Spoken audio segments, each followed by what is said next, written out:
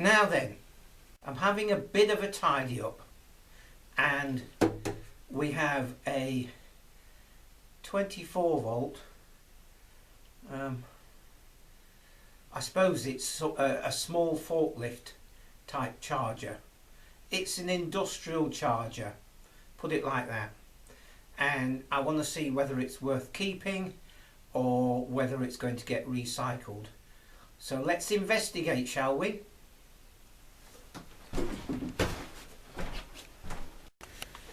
So here we go.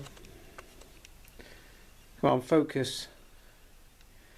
And it's 24 volt. Let's go a little bit further in. 25 amps. Single stage. That's interesting. So because it's single stage, it naturally tapers off as the battery voltage goes up. It's to do with the ratio. So that looks like it could be quite good if somebody's got a 24 volt solar battery system. Made in Stirling, Slough. And the number is 0753, so all UK numbers now are 01. So, and I think that changed about, I don't know, 20 years ago? 25 years ago? Something like that. So it gives you some idea of how old this is. I think the thing to do is just to have the top off and investigate. Just one interesting thing here. That meter, which is destroyed, is on small wires. So it means there's a shunt. So that is almost like a milliamp meter designed to work with a shunt. Now we did something with a shunt on one of the other battery charger videos ages ago. If I remember, I'll put the link up here in the top right hand corner. So let's crack on. Again, it's interesting, these are slot head screws on the top here.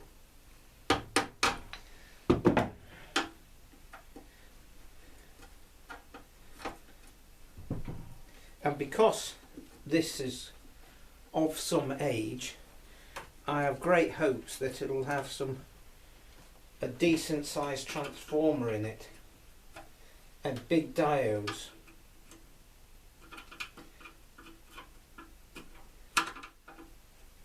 So there might not be anything wrong with it. And just to maybe the piece of equipment that it was designed for is no longer being used, has been scrapped, and then a few years down the track some manager comes in with all his new business non-experience and goes, oh, let's have a tidy up and throw out all the good gear. As apparently some of the drainage boards in the southwest did. And then a few years down the track, all the old boys who used to know exactly how things worked and where everything was, they've all gone. Nobody knows what's happening, and all the equipment that was specific to the job has been scrapped.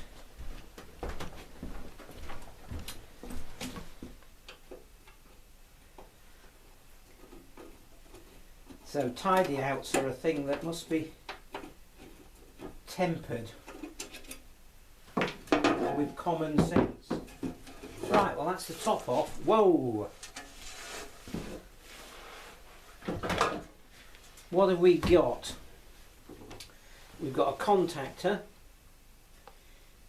We've got a pair of encapsulated rectifiers on a big heatsink. We've got a nice big transformer, but we've got this sort of malarkey. and there's there's a resistor there, which is obviously some form of control, and a fuse. Shame the front of this casing is all bent, but that looks like it's possible to repair it. And these lights here, the cable to those goes all the way to here, and it's on that connector there. So worst case scenario, you get rid of that lot and just go straight from the transformer to the rectifier to the output. Yeah, I did that years ago. Are we still in shot? Just about. Yeah, I did that years ago. A guy I know, he was living off grid, and he had this huge great, they were big cabinets with batteries and inverters in them, 48 volt, and then they weren't that brilliant, but he had a big 12 kVA diesel generator which kept cutting out, and he was at his wit's end, and he had one of these spare inverter cabinets, and I said right, and just went in there with the cutters and with the tools and just chopped out all the nonsense, and we ended up with just the transformer and a choke and a rectifier, and then everything worked perfectly.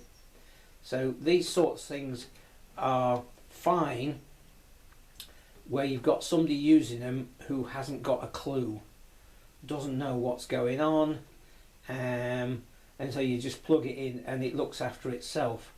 But sooner or later there's going to be a problem, and I'm just looking here and there's a socket there, and it looks like it's a relay socket, and there's no relay in it. I'll just zoom in on that.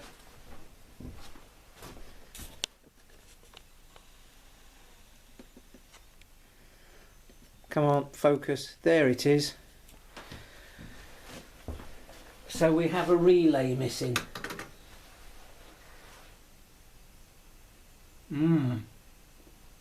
Interesting. So I think we take this front off first, and then if we can unclip that, and then should we do that, or should we just put some power in it and see what happens?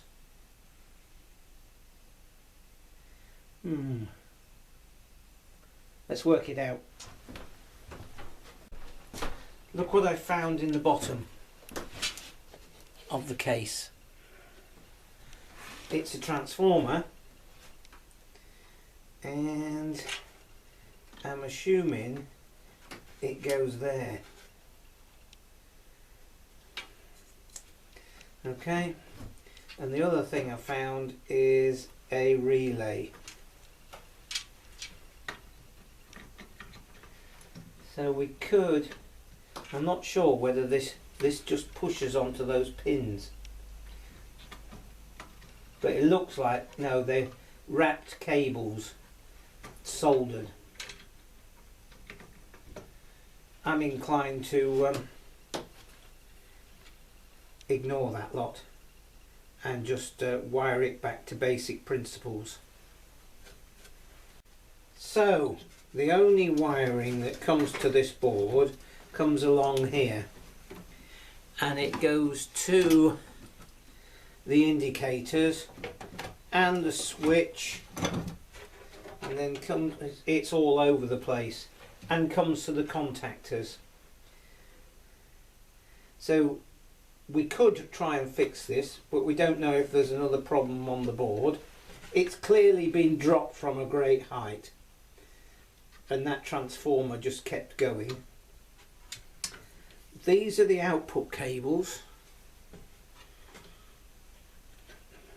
This choke, or whatever you want to call it, is connected directly across this relay here. And the output of that transformer, there's the output of the transformer, here's the input,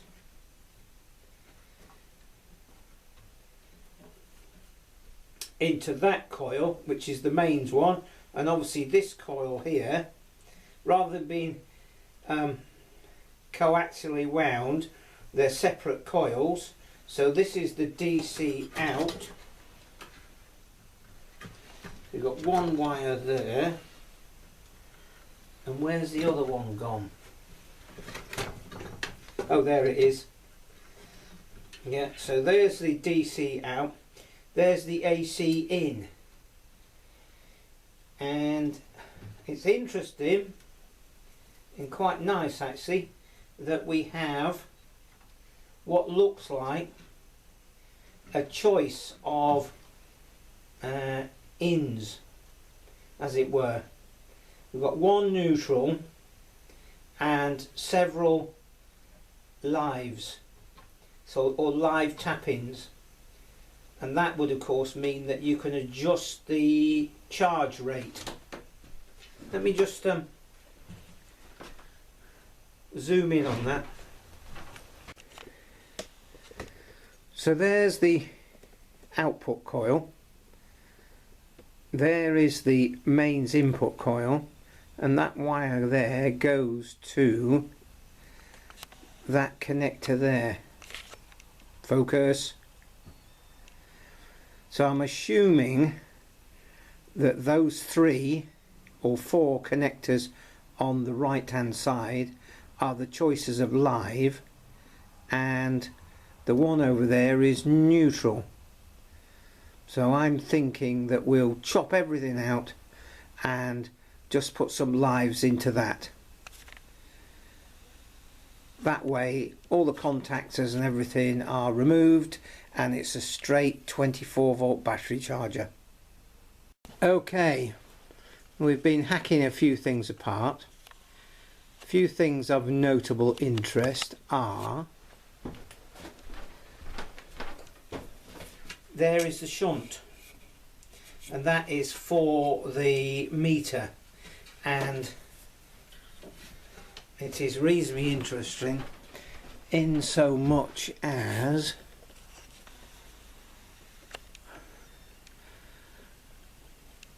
it's adjustable. You see that bolt there in that slot behind the big bolt at the back there, and there's one there, so it's adjustable. Undo one of those and move it closer or further away, and the meter will show a different current. Most of the power goes through the shunt, and a little bit, half nothing, goes through the wires and the meter. So that's interesting. We've got rid of the control board. We've made sense of the rectifier, and I'll just zoom in a bit. Those two, see these 2 bolts here with the wires coming off? So those 2 wires come down from the low voltage output of the transformer into the rectifier. Now there's one rectifier there, solid state, and there's another one down the bottom on this heat sink. Okay, and then the output of that rectifier goes along up there,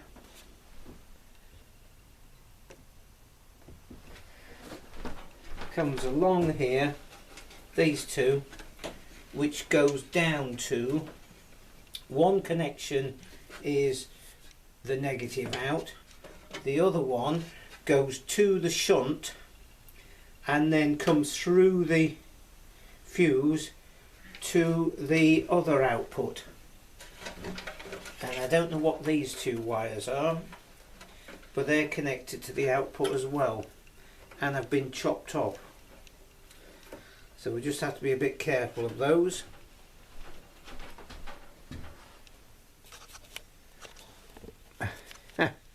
We didn't see that bit. So there's these other two wires here which are connected to the output, the positive and negative, so I'll just have to be a bit careful of those. We don't want them shorting out. The other thing, interesting thing, can we see? The other interesting thing is over there with those spade connectors. Now I've brushed all the muck off, and let's have a look at that. So this is the other interesting bit. Now all the dust and muck has gone. I just want to be close in as possible. So we have the live there, and the live is down the bottom here, and that goes off to the switch and back to a choice of inputs there, and that's the neutral, and the neutral goes straight to the transformer. So with this choice, obviously you can vary the output. You connect that, take that off there and put it on here, the output will be greater.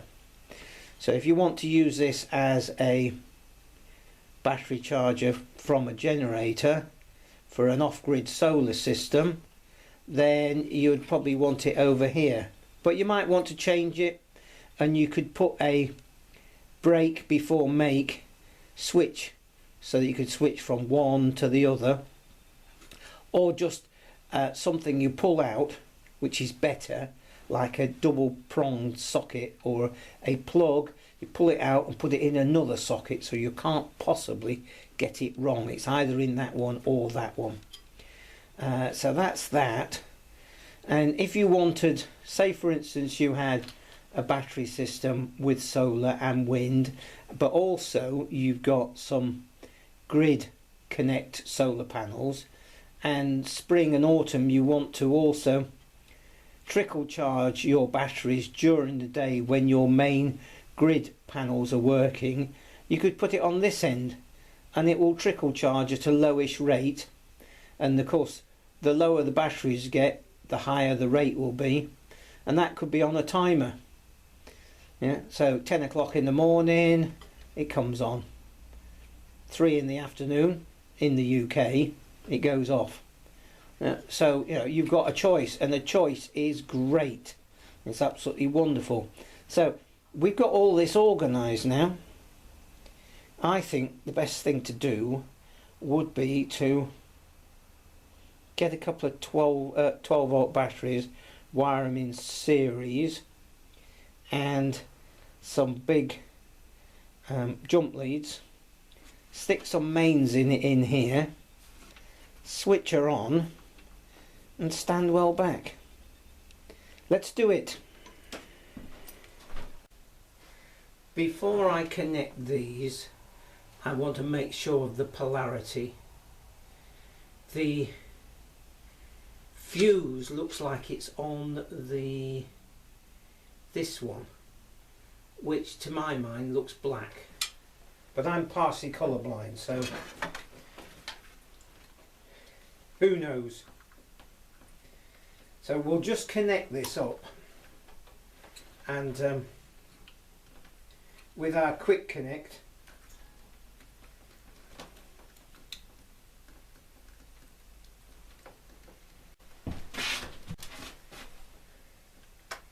and then plug it in,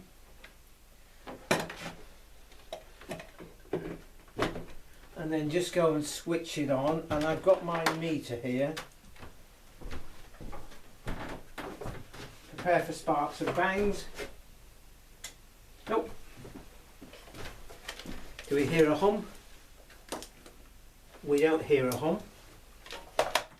Put the meter on DC volts.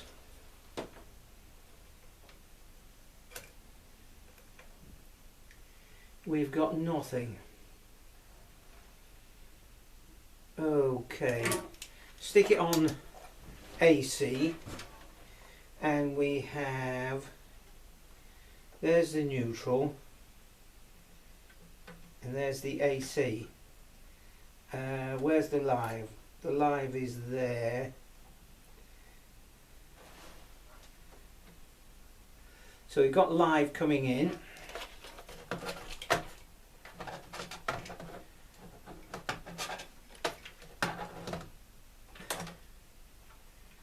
Behave.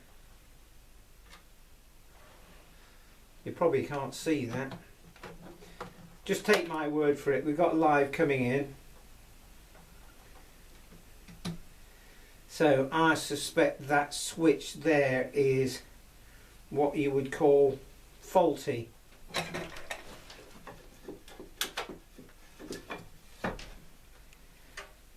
Have we got, that's neutral.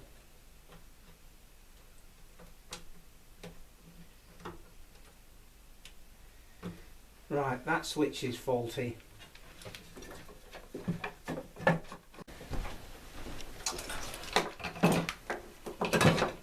Okay, I got rid of the switch, stick that on DC, bolts, stay,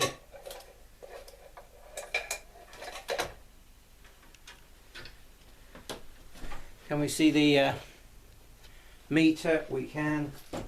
Then we should have between there and there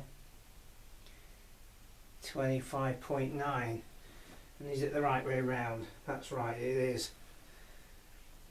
Okay, so this one here, which looks reddish to me, is the live, so I'm just going to put some tape on that, and then I'm just going to organise connecting that to these batteries. Okay,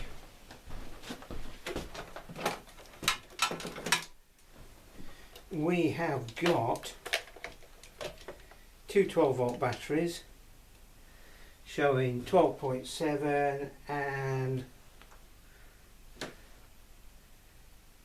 12.8, so they're fairly well charged. They've been on my charging system, which is basically 48 volts or 50 volts DC through a light bulb, an incandescent light bulb, and you can adjust the voltage and the wattage of that bulb to adjust the trickle charge.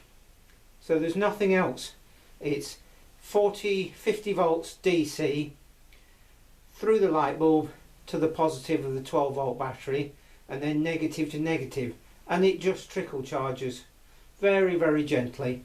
You put a big wattage bulb in, maybe 150 watt at 100 volts, of course it will let more current flow through because the filament is thicker wire effectively.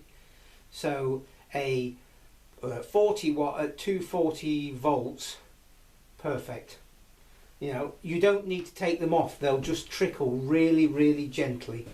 Okay, so what we've got here, I did do a video about that some time ago, maybe 5 or 6 years ago. I think it might be quite healthy for people to, or entertaining should we say, is for people to have a look at the back catalogue of my videos, because they do go back a long time now. And what was it, 2011? I don't recall now, but there's over 300 videos, enough to keep somebody entertained for quite a long time. Anyway, enough of that. Positive comes out of effectively the rectifier to the positive, negative goes to the negative of that battery, and we have a jump lead across there, and then somewhere, which is here, I have got my clamp on DC amp meter.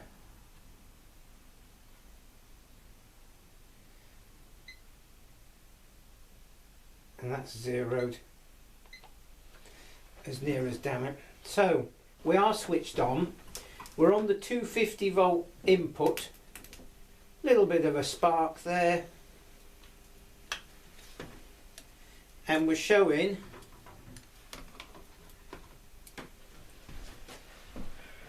4 amps.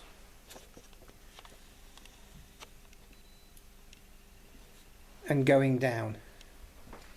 Okay, and that will be at about 25 volts.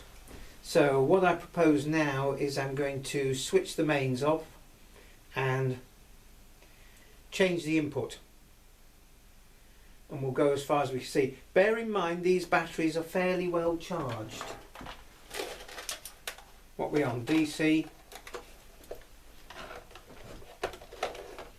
Battery voltage is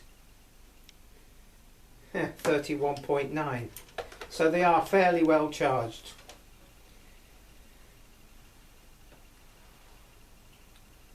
.32 volts. Yeah.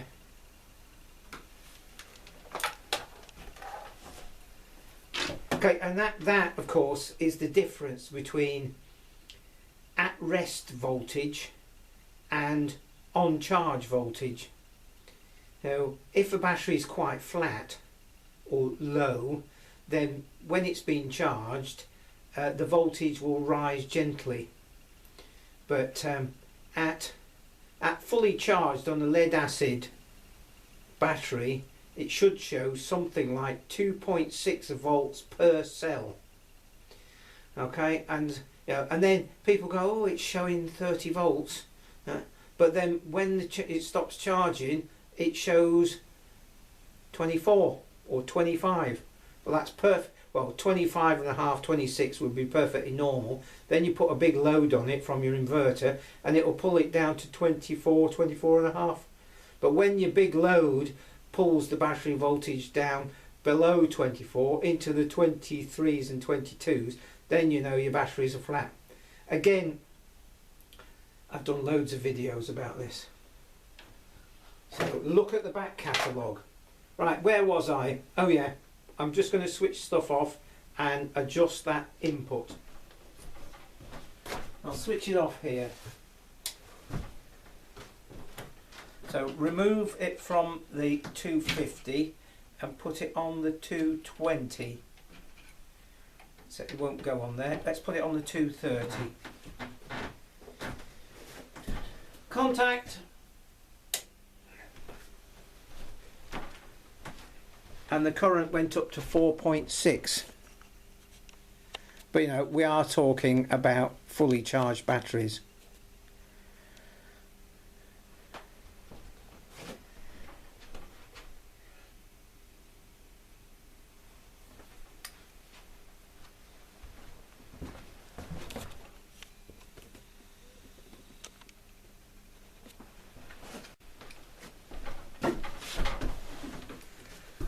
Hopefully you've enjoyed this video about resurrecting a well beaten about, and to most people's view, a destroyed battery charger. But it just goes to show that a little bit of understanding and get in there and chop a few wires and what have you, and a bit of understanding, then you can get it to work. So if I wanted to use this now, I could put an ammeter in it. I could either put a full current ammeter or find an ammeter that works with that shunt, 75 millivolts or something like that sort of springs to mind. Put the case back together and it's a good backup charger for a 24 volt system, capable, with the right state of charge of the batteries, of giving 25 amps. You could even put a fan in here if you wanted, so when it comes on there's a little fan blowing air, nothing gets hot, etc, etc. But you know, the cases prove that when the voltage goes up of the batteries, then the output current of the transformer and the charger goes down. Put a big load on these batteries, take a lot of power out, and the output current of this will go up.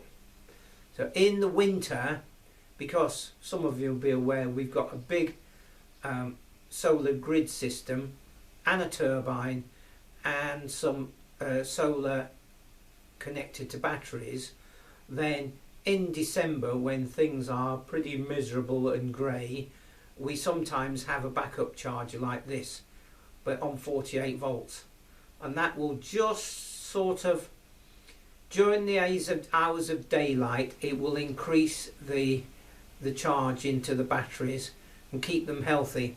As we all know, those people who are off grid, the batteries are the mad granddaddy of the solar world, and you must look after them.